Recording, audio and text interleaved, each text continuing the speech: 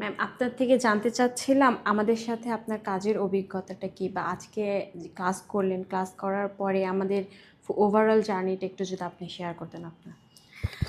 আচ্ছা, আজকে ক্লাস করার পর আমার এক্সপেরিয়েন্সটা আসলে কিছুটা সাইফুল্লাহ ভাইয়ের সাথে আমি একমত হব। সেটা হচ্ছে গিয়ে এই ক্লাসটা যদি শুরু থেকে আমাদের মানে অফ মানে অফলাইনে হতো, তাহলে আজকের মতো করে অনেক বুঝতে পারতাম। আমার প্রুফ হচ্ছে গিয়ে লাইক আমি অনেক নোটস নিয়েছি, স্যার এক গাদা পড়াইছে জোর করে।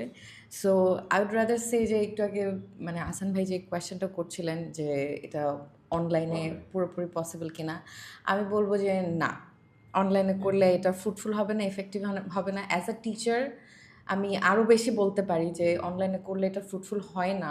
আর বিসাইডস এই জিনিসগুলি অনেক টেকনিক্যাল, অনেকই টেকনিক্যাল। সো আজকের ক্লাসটা আমরা যতখানি বুঝেছি, এই জিনিসটা যদি শুরু থেকে আমরা হচ্ছে কি পুরোপুরি অফলাইনে করতে পারতাম, তাহলে আর অনেক কিছু নিয়ে আমরা বের হয়ে যেতে পারতাম, অনেক কিছু নিয়ে বের হতে পারতাম। But sir was really helpful, sir was really helpful all through the time. And উনি কিন্তু উনার অনেক শেখানোর ইচ্ছা আছে, উনি কিন্তু অনেক শেখাতে চেষ্টা করে, উনি অনেক অনেক চেষ্টা করে। বাট অনলাইনে ইটস মানে it's so much you can give and it's so much you can take আর কি।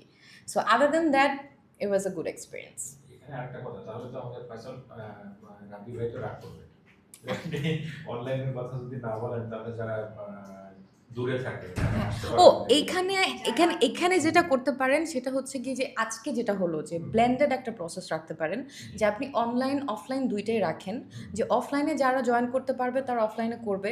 যেমন ধরেন হ্যাঁ, ভাইয়া যেটা বললো যে আমরা সবাই তো হচ্ছে গিয়ে মানে প্রফেশনাল, বা কিন্তু তারপরও ফ্রাইডে স্যাটারডে যদি আপনি ক্লাস রাখেন এরকম 3 ঘন্টার, আমরা কিন্তু যারা যারা পারবো আমরা কিন্তু ঠিকই ম্যানেজ করব। আর যারা ঢাকার বাইরে আছে তারা এভাবে অনলাইনে জয়েন করবেন। কিন্তু মানে যদি সিরিয়াসলি করতে চাই তাহলে কিন্তু আমরা ঠিকই করবো, আমি কিন্তু ঠিকই টাইম ম্যানেজ করে আসবো। আচ্ছা।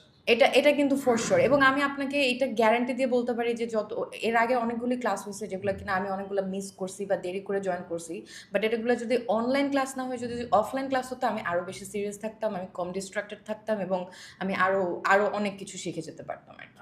আচ্ছা, ঠিক আছে, আপনার অবজারভেশন ভালো লাগলো, বাট ওভারঅল জার্নি কেমন ছিল? ওভারঅল জার্নি আমরা ওয়াজ, শিখাতে পেরেছি কিনা? হ্যাঁ হ্যাঁ হ্যাঁ, আমি যেটা বললাম যে sir was really helpful. Sir তো মানে খুবই চেষ্টা করে, স্যার যতখানি আসলে আমরা যতখানি না নিতে পারি তার থেকে স্যার অনেক বেশি দেওয়ার চেষ্টা করে। সো স্যারের মানে স্যারের আন্তরিকতা নিয়ে আসলে কোনো প্রশ্ন নেই। Thank you. জি, থ্যাংক ইউ। ম্যাম, আর একটা কোশ্চেন ছিল, যারা আমাদের সাথে ফিউচারে কাজ করতে চায় তাদেরকে আপনি কি বলবেন বা কি পরামর্শ দিবেন? আচ্ছা, রিসার্চের ব্যাপারটা আসলে খুবই মানে পার্সোনাল ইন্টারেস্টের ব্যাপার। আপনাদের যদি পার্সোনাল ইন্টারেস্ট না থাকে, বা লাইক খুবই পার্সোনাল প্রয়োজন না হলে, এটা আসলে জাস্ট করার জন্য করা, এটা আসলে হয়ে উঠবে না, বোরিং হয়ে যাবে। বোরিং হয়ে যাবে। অ্যান্ড বোরিংই, রিসার্চের কাজ অ্যাকচুয়ালি বোরিং।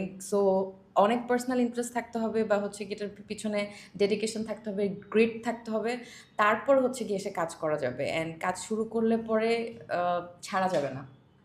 এটা হচ্ছে গিয়ে একটা ব্যাপার আর কি। কারণ অনেক অনেক সময় অনেক রিসার্চের কাজ আসলে আগায় না। আমার নিজের অনেকগুলি কাজ আগায়নি, অনেকগুলি কাজ যেটা হয়েছে যে আমি করা স্টার্ট করেছি, অনেকে কোঅপারেট করে না, আমি নিজেও অনেক সময় কোঅপারেট করতে পারিনি, এই কারণে অনেক কাজ আগায় না।